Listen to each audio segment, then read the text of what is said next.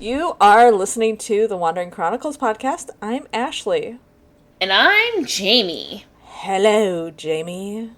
You sound a lot like Hannibal Lecter when you say my name almost every time, and almost every time it gives me pause. You know what, though? I take that as a compliment. Oh, you would. I would.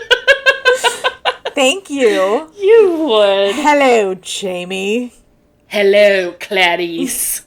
I mean, I was kind of channeling it that time. I don't know if you were doing it on purpose the first time, but you have done it before, and every time you do it, I'm like, that's a little too brain-eaty for me. Brain-eaty. I mean, you're not wrong. So clearly we are recording this late. This might be our latest recording to date. Yeah, I don't know. It could be. It's not that late, but you have had a margarita. I have, and I have a CBD drink ready to go. Very nice. So I'm mixing things. I had sushi for dinner. Yum. My sweet, sweet, sweet friend Melissa heard about my fridge and sent me an Uber Eats gift card. Oh, what a sweetheart. So backstory, my fridge is broken. Fucking again. The third time. Your landlord needs to get their shit together. I am pretty sure that my property management, like the tenant relations guy that works for property management, hates me. Because I emailed him today and was like, I want to speak to your supervisor, Nick. Nick, you're not doing enough. Let me talk to your manager. I hate doing that. I hate being that guy, but, you know, at some point it's like, I pay a lot of money to live here. And I know that not all of that money is just profit. I get that. Mm-hmm. But I know they're making a substantial amount of profit. Yeah. The least they can fucking do is make sure I have a fridge. I mean, first it was the air conditioning, and then it was the fridge. I mean, technically, first it was the fridge, then the air conditioning, then the fridge again.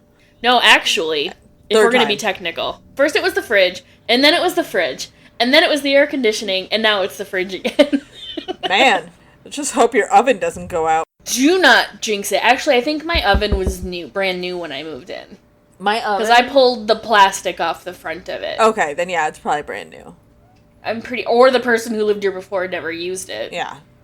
My oven is old as shit. My refrigerator was replaced. It might have been like a refurbished refrigerator, but like my old refrigerator, he came in and was like, basically opened it up and was like, yeah, this thing is dead. Like dead. Not like fixable dead, but like we need to replace it. So within like 24 hours, I had a brand new fridge. But on the bad side, though, they scratched the shit out of my floors when they moved things around. So I had to send pictures of that to my landlord to be like, look, I didn't cause this damage. Your people moving the refrigerator out caused this damage. Yeah, that would piss me off. Yeah, I was upset. Like, there's still deep gouges in the floor of this apartment. But I mean, that's fine as long as you don't get blamed for it. Yeah. Like, cosmetic shit with apartments, you're never going to get an apartment that's free of all cosmetic problems. Yeah, I'm 99% sure that when I move out of this apartment, they will be renovating it because they've renovated a bunch of other units in this building. Mm-hmm. And plus, you've lived there a long time now, too. This is my 8th year living here. There's a certain amount of stuff they have to do regardless. Yeah. Just like by law, isn't there? Well, I mean, the appliances are up to date. I just got a brand new air conditioner last summer. Mm-hmm. And new or not, the fridge has not broken in the last, 4 years. So the fridge is good. The oven's good. I don't have a dishwasher, so I don't have to worry about that. And the heat's been fine. The air conditioning is fine. Those are the main things. And they come in to change the filters on the air conditioner every 3 or 4 months.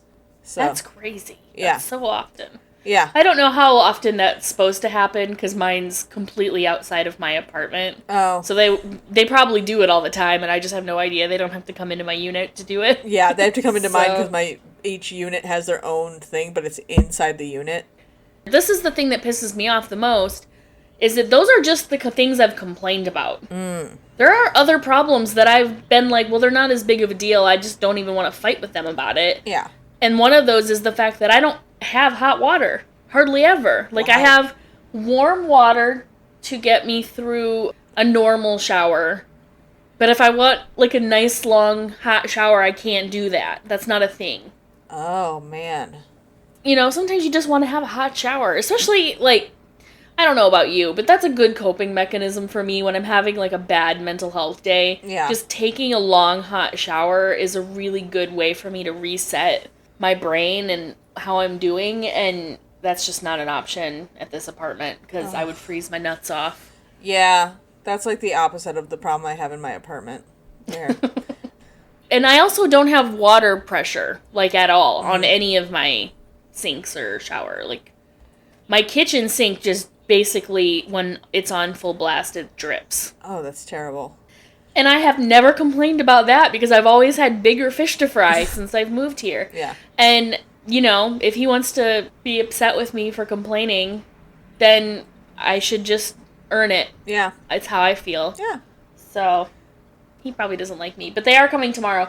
Then they called me and they're like, oh, we'll be there at 7:30 tomorrow to fix your fridge. And I'm like, no, you won't. No. Sorry, sir, but no, you won't. You've made me wait now for 2 days.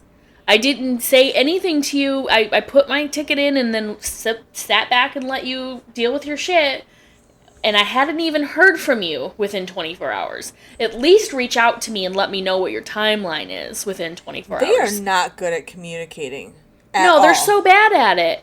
So then, finally, after I raised a shit show, like, I literally raised a stink about it, then I get a phone call from the maintenance guy, who is so nice. He's not the problem here. He's understaffed, and he's doing the best he can.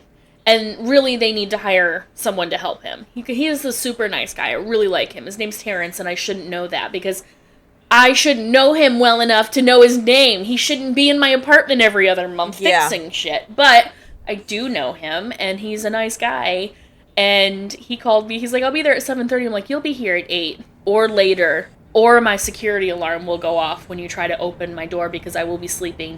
You don't need to be coming into my apartment at 7:30 in the morning when I don't jump up and answer the door because you think I should be awake. No. Not everybody's up at 7:30. You make me wait 2 days? Yeah, no. It's so weird, like 7:30? 7:30 is really early to be going into somebody's apartment. At 7:30, I'm lucky if I have pants on. If you know someone's out, like if you know your tenants and know that they leave really early for work, fine. Yeah, go in If you have to be in there and they know you're coming that day, doesn't matter what time you come, just get it done. I work from home. He can come in while I'm here, working from home. How are you? Let's not just talk about me and my frustrations with the world. I am here. I had a weird dream, and I still can't stop thinking about it. And the fact Are you still thinking about the airport dream? Yes, it still freaks me out because I'm like, what am I missing that I'm having a dream about missing something? Like, I feel like there's something there that I'm missing. But then the fact that my boss had a very, very similar dream on the same night, I'm just like, I don't know. I spend too much time around this lady. That would be alarming. Yeah. I don't think you're actually missing anything. I think it's just a dream. On that note, I think we should talk about Worcester. Worcester? Yeah. How did you get there? I strapped a bunch of roosters to a sled and took a rooster sled. But did you call it the Worcester sled? I did call it the Worcester sled. I'm taking the Worcester sled to Worcester. Oh, God. Okay. Sorry. I took a car. Oh. Yeah. Wow. That's not a very exciting one, but it does match the story. Oh. Okay. So, I am very excited about this story, and I can't wait to tell you about it, but first I'm going to tell you a little bit about Worcester. I would love that. I would love to hear about Worcester. So, Worcester is the second most populous city in New England after Boston, which I did not know. Neither did I. And is called the heart of the Commonwealth. Aww. Due to its centralized location within the state of Massachusetts, and its official symbol is a heart. Oh, that's so cute. Which is uber cute, yes. The city is known for its diverse population with significant communities in Vietnamese, Albanian, and Dominican families. Very cool. In fact, 22% of Worcester's population was born outside of the United States as of the 2020 census. Oh my God, I love that. Talk about diversity. Yeah, I know. I love it too. There are many dedicated community organizations promoting art and culture in Worcester, starting with START, which is spelled small S-T, capital A-R-T. Oh. So Start on the Street, which is an annual festival promoting local art, as well as the Worcester Music Festival, which is a platform to encourage live, local, and original music from Worcester and the surrounding areas. Oh my god, I love that so much. I also love that it's called Start, which is like street art. I love it. Yeah. It seems like it's something that they do pretty regularly, not just once a year, but a couple times a year. You know, I love anything that promotes art, so... Yeah, for sure. You're going to like this story. I'm probably going to love this story. I'm super excited already. Worcester is also hometown to one of my favorite musicians, whose name is Alicia Witt. She is a musical prodigy pianist, known for her singer-songwriter style. And she's not calling herself a music prodigy. She is known as one. Okay. Technically. She is also an actress, known for her roles in Mr. Holland's Opus, the show Nashville, the movie Vanilla Sky. Oh, I remember that movie. I need to rewatch that movie as a grown-up. Yeah. Because I wasn't grown up when it came out, but I was like 19. Yeah. And I didn't like it. But I love Cameron Crowe. Yeah. So something tells me I would like it now. It's a really interesting and kind of trippy movie. I remember watching it in college and being like, this is kind of cool, but I also kind of am afraid of Tom Cruise, so like that threw me off a little bit. I have weird feelings about random actors. Tom Cruise kind of ruined himself for me with the whole Katie Holmes jumping on a chair thing. There's that, but also I'm convinced he's not human. I think he's human. I just think he's unwell to a very large degree. I've watched a lot of videos about him. He's a weird dude. And Scientology that make me think that there's some shady shit going on there. Having listened to Leah Remini's book about Scientology, it really sounds like he stopped aging at the time he became famous, which was like 18 years old, so... He looks old. He's in his 50s. I know, and he looks 50. Yeah. He does a lot of physical acting still, but he's also continuing to do it, so I think it's not unheard of for someone in their 50s to be very physically fit if they're still working out, especially after this, like, most recent movie, the Maverick 2 or whatever. I didn't see it, don't care. Neither do I. But I saw the preview for it, and the dude looks... old as shit. He's like 10 years older than me. He's not old as shit, but he looks his age. He looks every bit of his age, I feel. Yeah, I agree with you. That's my opinion. I agree with you. Alicia Witt was not in any of those movies. She was only in Mr. Holland's Opus, Vanilla Sky, and the shows Nashville, Friday Night Lights, and Orange is the New Black. Okay. Those are just some of the shows that she was in. But what I really want to tell you about is the Worcester Art Museum. Oh, fun! Mm-hmm. It's known locally as WAM, which is hilarious. Love it. And it houses 38,000 works of art dating from antiquity to the present day. Tell me about WAM. WAM was opened in 1898 and ranks among one of the more important art museums of its kind in the United States. Okay. Now, I have provided you with some photos of artwork, and what I want to know from you, what do the following 5 works of art have in common, outside of the obvious that they're all acquisitions of WAM? Okay. Number 1 is St. Bartholomew by Rembrandt, circa 1633. Damn, that man was talented. The second one is called The Brooding Woman by Paul Gauguin, circa 1891. It's also gorgeous. The use of color is really nice. I know, that's my favorite one in the bunch, I think. I'm torn because I really do like St. Bartholomew just because there's a lot of brooding energy there. It's just really moody, and the way he paints the texture on the guy's face is just incredible. But this one, she's beautiful. Everything about the colors and the way it's laid out is just stunning. I like color. The little red on the hat really sets it off. I like that. Mm-hmm. The third one is Mademoiselle Manthe by Paul Gauguin, circa 1884. Ooh, she's pretty. I like the colors on this one, too. And the texture of the wall behind her is very interesting. Yeah, I like that, too. The fourth one is Head of a Woman by Paul Gauguin, circa 1892. So different from his other style, but you can still tell that it's... like, all 3 of these paintings are incredibly different. I know. Incredibly different. The first one and the third one, you can see how they're connected because the style is somewhat similar. The one in the middle is just like an outlier. It doesn't fit with the other 2. It's really interesting. His style really does range. It is interesting.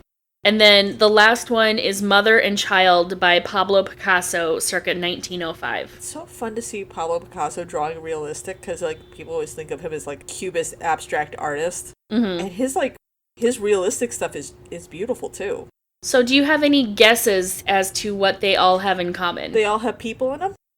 Is that your final answer? Let me take a look again. I mean, none of the images of people are actually looking directly at the viewer. That's the only thing I can see. Okay.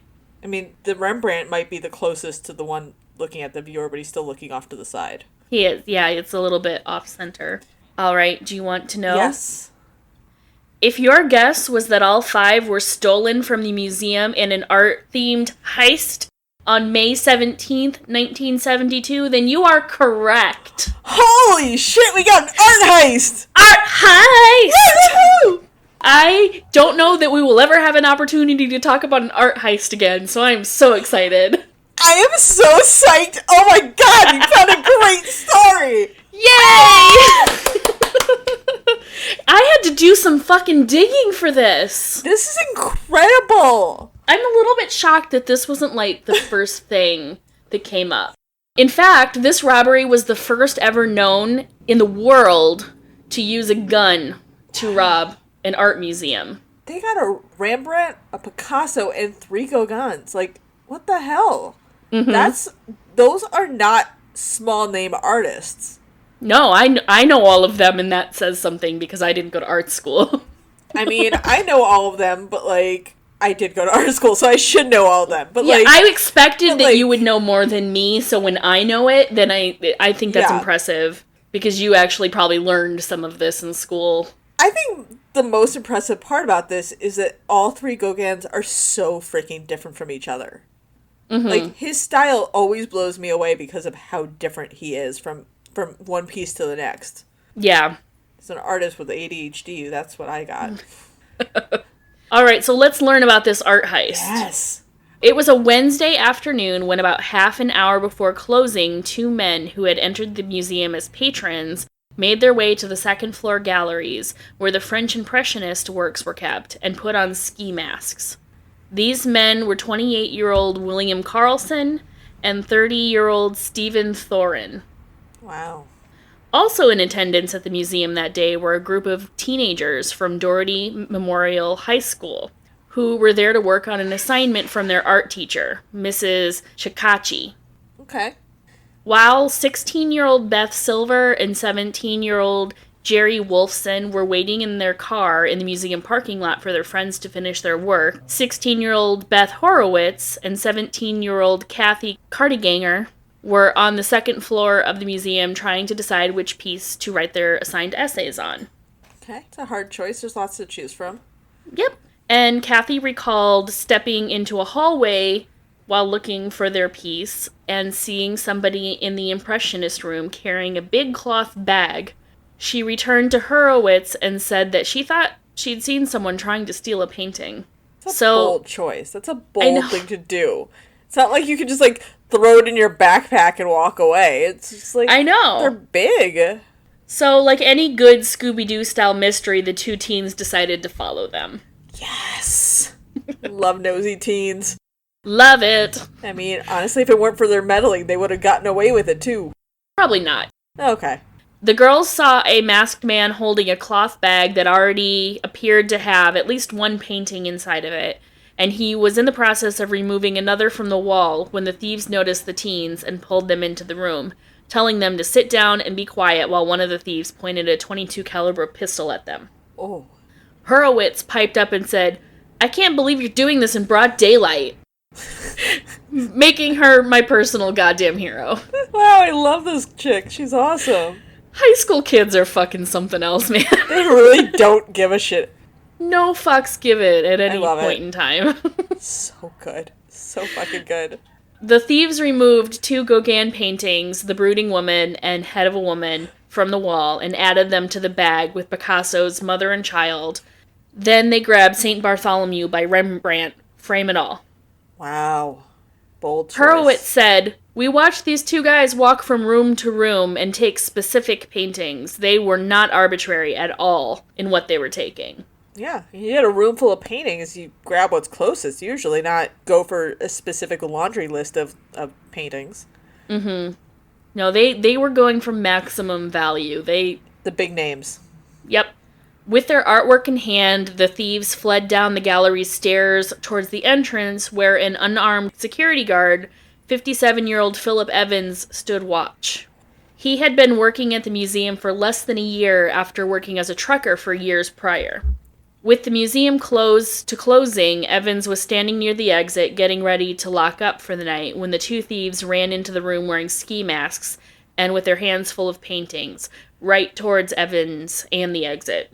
It sounds like this security guard did a better job than that one security guard a couple months ago who got fired for editing a painting. He added a face to a abstract piece. What? There was a news article about this, security guard on his first night, patrolling the museum, decided to add a face to a painting that was just, a head with no facial expression. He just put, 2 dots and a smiley face on it. And he got fired the next day for vandalizing a painting. Oh, people are fucking stupid. Yeah, they are. That guy especially. That is so fucking stupid. Well, it sounds like Worcester's art museum had a better security guard than that security guard. Well, it's a low bar. I think Gordy would be a better security guard than that guy. Yeah, at least Gordy wouldn't vandalize the paintings in that way. No, not on purpose anyway. No. What with lack of thumbs and all. That wouldn't stop Johnny. He would definitely vandalize a painting or two. He's looking at me like, damn right I would. Oh, do it again. Evans tried to stop them by grabbing one man by the waist. The man retaliated by swinging the bag and hitting Evans with the paintings. Oh, poor Evans. I know. Evans then threw his arms around the other thief's neck, which led to a tussle, and then a gunshot rang out. The thieves slipped away, and Evans, having been shot, tumbled to the floor. No! Now, imagine you are Beth Silver and Jerry Wolfson, just sitting in your car outside the museum waiting for your friends who are taking forever. I mean, come on. I'm not going to comment on that because I also take forever to art museums. The museum's parking lot included a circular driveway, and to pass the time, the bored girls decided to drive around it a few times while they waited. Nice. Again, such a teenage thing to do. I'm bored, I'm going to go in circles. Also in the parking lot was 20-year-old David Aquafresca, known as Aki, who was waiting in a station wagon that was serving as the art thieves' getaway. Oh, good job, Aki. In their final spin around the circular driveway, the teens parked their car several feet from the getaway car, unintentionally blocking their way out. Yes! Teens to the rescue! So here they were, waiting when the two girls see the two thieves run out of the museum with the paintings, throwing them into the car. Probably thinking, what the fuck is happening? I love that all of this is happening in front of teenage girls. I know, of all people. Oh my god! Oh, it just couldn't have been better circumstances. No, none at all. One of the masked men came over to the girls, pointing a gun at them and ordering them to move the car. Wolfson said, "I've never seen a gun before, so I moved. I reversed very quickly and pulled back onto Lancaster Street, and the getaway car came streaming out of the art museum driveway. As the getaway car drove past them, the gunman pulled off his ski mask and made eye contact with two girls. The art thieves have gotten away." Fucking A, man. Yeah. Meanwhile, back in the museum, Evans, who had been shot on the right side of his torso near his hip and only a few inches from his spine, was experiencing a lot of pain and bleeding heavily. He recalled another museum patron by the name of Rita Pope running to his aid and tightly putting her arm around his waist. In an article written by Craig Seaman of the Telegram and Gazette newspaper commemorating the 50th anniversary of the heist, published May 5th, 2022, Pope recalled Evans asking why she was holding him so tightly, and she replied, "I'm a nurse." Oh, that's such good timing. I know, thank God. Oh, I love this. It's a good story. I am glued. You have my undivided attention. So Evans was taken to UMass Memorial Hospital where an emergency surgery was performed and they removed the bullet. Oh, thank God. Thankfully, the bullet ended up causing minor damage, all things considered, and he was able to make a full recovery, returning to his post at the museum about 6 weeks after the incident. Rita Pope is a fucking hero. Rita Pope. And security guard Evans. He tried. Mm-hmm. He put up a really good fight. That was amazing. And he went back to his job. Yeah. I don't know. Even in the best of circumstances, if I got shot at work, I don't think I'd go back. Yeah. I don't think I'd want to go back. I'd be like, no, I'm good. I'm done. Thank you. Yeah. Retired with honors. Yes. Do I get an award for trying? After the thieves were gone, Wolfson and Silver abandoned their car and ran into the museum to find Horowitz and Kathy. And I call her Kathy while I call everyone else by their last name because her last name is kind of tricky. Okay. But there are two Beths, so I figured last names, except for Kathy, whose name is difficult for me. Fair enough. All eyes were on the wounded security guard as the teens ran upstairs, where they found Kathy and Horowitz hiding behind a large, solid marble column. Oh, man. At the end of the day, the thieves had stolen 5 paintings, listed earlier in the episode, valuing up to $2 million, or almost $13 million in today's money. Oh my God. And not only that, but, like, a lot of these paintings aren't owned by the museum. They're owned by private donors who just offer them to be on display. So their insurance is going to have to pay for that. That's insane. Yeah. This makes the WAM heist the world's second largest post-war museum crime. Wow. And on June 12th, 1972, nearly a month after the incident, all of the stolen paintings had been recovered. Oh, good. And were found to be in great condition aside from some of the frames being missing. Oh, okay. Hopefully none of the frames are original. It didn't specify. I don't really know how that works with museums. I don't have that kind of background. It seems like the frames would be the least interesting part, but I don't know. Maybe that's wrong. Yeah. I mean, usually you don't want the frames to be more interesting than the paintings themselves, but... I would think so. Yeah. Usually you want the paintings either to be complemented by the frame or not be overshadowed. Yeah, that makes sense. Yeah. When in doubt, go simple. 3 days after the WAM heist, FBI agents arrested Carlson, who had been the gunman, as well as Thorin, who was the other thief involved. Wow. 2 days after that, Aquafresca was arrested as well. And in 1974, a final suspect, 30-year-old Florian Munday, was arrested in Canada. Florian Munday. Mm-hmm. Hello, Mr. Munday. Sounds like a spy name. Yeah, like, that's not a real name. It is, but... Oh my God. Why can't my last name be Monday? Most people hate Mondays. I don't really have a problem with Mondays. You're weird. I am weird. Munday had been an art major at Assumption College, a private Catholic university in Worcester, and was believed to be the ringleader of the heist. It's believed that he instructed the others on which pieces to steal, or at least which galleries to steal them from. Oh. On April 17th, 1973, Carlson was sentenced to 8 to 25 years for attempted murder. Which, side note, I fucking hate the charge of attempted murder. Like, you get less time because you're bad at murder. Yeah. Because you didn't successfully kill somebody, you get slightly less time. I feel like it should be the same amount of time. He tried to kill someone and he would have. If Rita Pope wasn't there, he would have bled out. Yeah. Where he was shot is pretty close to the femoral artery. That's what I was thinking about.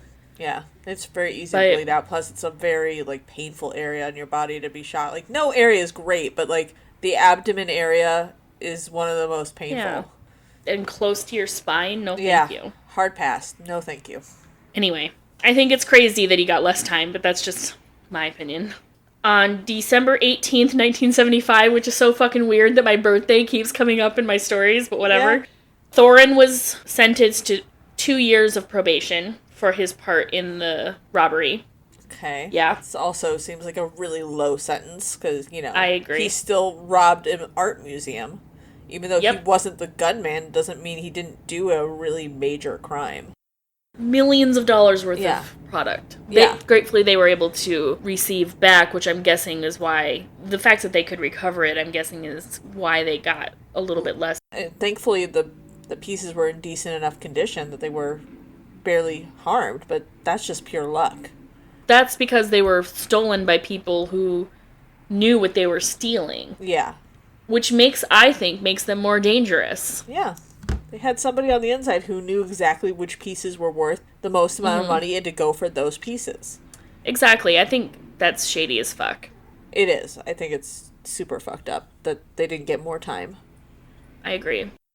On September 23rd, 1974, Acquafresco was sentenced to 12 to 30 years in prison for his role in the art heist, as well as 2 other local bank robberies that he had been connected to around the same time. Okay, I was like, wait, that's a lot of time for an art heist when, like, he was just a getaway driver and the other guy got, like, what, 2 months of probation?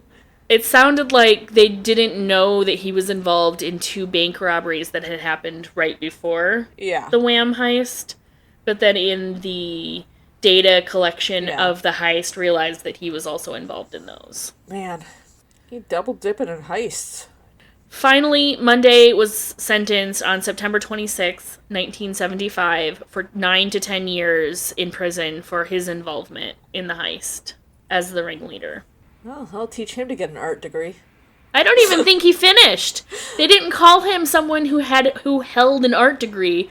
They called him someone who attended art school. Which to me says that he went to art school and then he failed out and decided to be a thief of art instead. Because wouldn't they say you were a graduate if you were a graduate? Yeah, I think so. So when in doubt, if those who can't make, steal? That's the Trump way. Worked real good for that orange motherfucker. Yeah. When in doubt, lie and steal. Okay. Well, yeah. Dude, Thank you, 45. Did you hear this? Oh my god, I just heard this today, and then I'll get back to the story, but apparently that stupid motherfucker reached out to an elections official in Wisconsin last week. I just saw that on my way home. I was looking at notifications, and I saw that notification about him reaching out to a Wisconsin lawmaker, elections official. Last week! He's so fucking dumb. Why do you keep meddling in this? You're just making it worse for yourself, and it's already bad. He needs to seek help. I really don't think he's well. No. I don't understand how anyone is taking him seriously at this point. It's scary to me that so many people do. It's scary that he's still viewed as the leader of the Republican Party. By far, the best part of the story, though, in my opinion, is that the 4 teenage girls, now in their 60s, have all remained friends. Even after all these years. That really bonded them, huh? In an interview at the 50th anniversary, Silver stated, "Once you've been through an art museum robbery together, it cements your friendship for life." Oh, I love the photo of Philip Evans just admiring one of the paintings. I'm so glad he survived. Oh, he looks Me too. He looks like a cute man. Yeah, I'm glad that he was able to... I mean, God, you're that close to retirement and you get shot at work. Damn. Oh, and look how cute all the girls are that were friends still. I love it. Yeah, I thought that was a really cool ending to the story. And I couldn't find a lot of information about it, but they're making a movie about it. Oh, that's fucking cool. So I don't know how far in the future that's gonna happen. It's just something that was kind of offhandedly mentioned in one of the articles I read. What? I love that. I love that all of those girls are still friends. That just makes my heart happy. The museum has a promenade on their main floor that is I think it said 1,700-year-old mosaic. Oh, and it's cordoned off. You're not supposed to walk over it, obviously. Oh, obviously, yeah. But it's on the floor. And there was one part in the story that I read where the thieves ran right across it to get out the door. It was the quickest way to get there. Oh, and after all of this that has happened, these girls have been held at gunpoint. They ran to watch them run out the door, and one of them yelled after him, "You can't walk over that!" I love these girls so much. And then later, when the cops showed up, and were, interviewing everyone and getting everybody's statements, one of the cops was standing on it, too, trying to interview her, and she said, "You can't stand on that!" Oh my god. Oh my god, I love that these girls are just, enforcing the rules. I know, they're just lawless day. They're like, "No, you can't walk on that!" One of the women, as an adult, when they interviewed her, was like, I acted like this was the most normal thing that had ever happened. If this had happened now, I would be terrified. But it was just like... So this happened in 1972? Yeah. Holy shit. Yeah. I love it. They're like, oh yeah, totally normal. This guy just like pointed a gun at me and stole some artwork. Totally normal. Well, teenagers don't always take things seriously. I mean, sometimes they do. I think nowadays they probably do more than ever because teenagers go through a lot scarier shit nowadays than they used to. Amen. But I think at that time, yeah, the girl said, we've never seen a gun before. How do you react to that? I don't even know how I'd react to that. As a kid, I mean, I grew up with guns in the house, so... Apparently I did too, I just didn't know it. My dad would openly clean his gun all the time. My dad apparently is a gun person, but he never, like, had them out. He just likes guns, but he doesn't do anything with them. You know, I don't think there's anything wrong with that. It's the improper storage that leads to a lot of the gun violence in this country comes from improper weapon storage. See, my dad hunted. When I was a kid, we were poor. That was how they fed. Yeah. They fed themselves because I wouldn't eat pheasants. They're pretty. I don't know if you've ever seen a pheasant, but they're very pretty birds. And, yeah, we always had pheasant feathers in the house. That was, like, our quintessential cat toy. Yeah. Cats would love that, too. Oh, they do.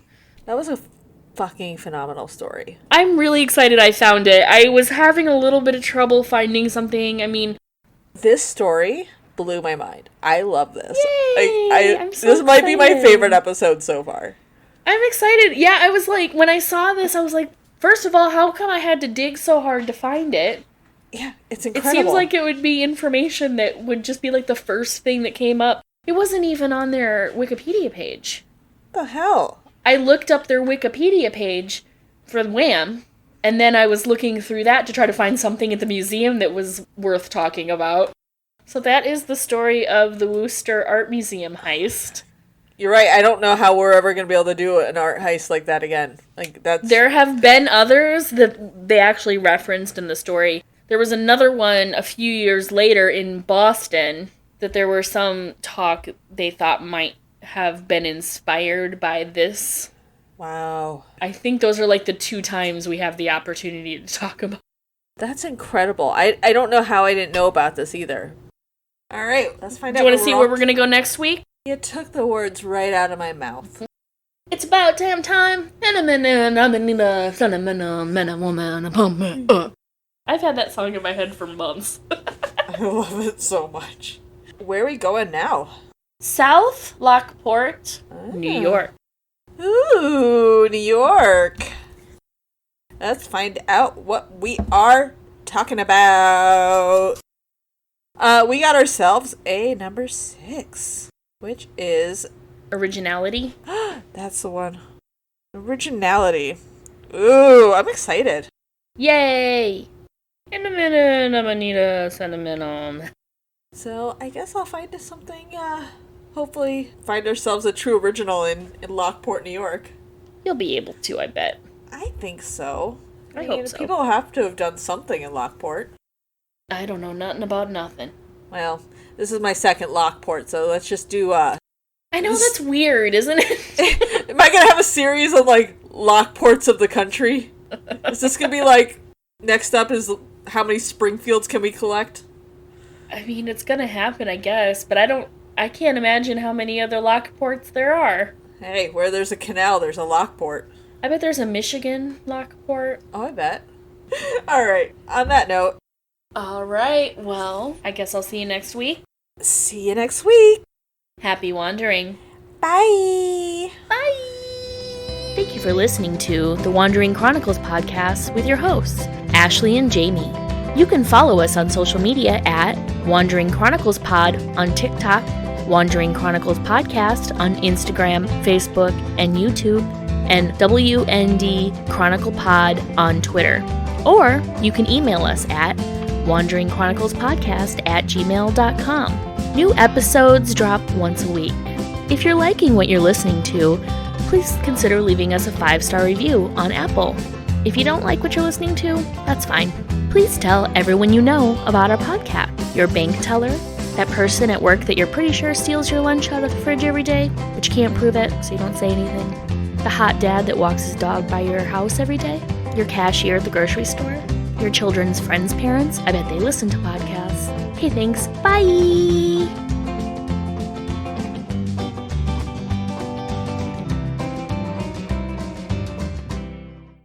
If it were socially acceptable, we'd see a lot more human assholes. Instead, we see human dongs, like we want to ever see that. I really, really wish people would stop sending dick pics. Nobody wants to see that. It's never cute, guys. Wait till you're asked, then send it. Don't do it a minute before. But know that we're only asking because we want to see if you're worth dating or not. Yeah. Are you worth putting up with? We're not going to be impressed. We're looking for baseline. Yeah. Are you bigger than a golf pencil? Golf pencil. I have a friend who told me... Just for a reference, that guy that just drove by, not bigger than a golf pencil. No, that guy's definitely smaller than a golf pencil.